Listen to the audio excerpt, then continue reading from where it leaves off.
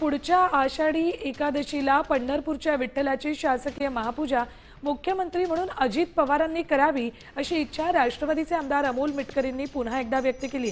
अजितदादाच मुख्यमंत्री व्हावेत यासाठी मिटकरींनी विठुरायाला साकडंही घातलंय।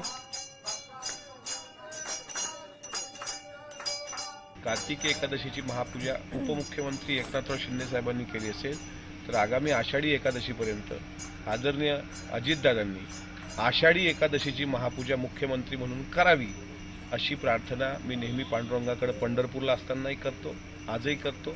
आणि दीपावली त्याच दिवशी असेल ज्या दिवशी राज्याचे मुख्यमंत्री हे अजितदादा पवार असतील आणि लवकरच आमचं साकडं पांडुरंग मान्य करेल अशी पांडुरंगाचरणी कार्यकर्ता म्हणून माझी भावना आहे।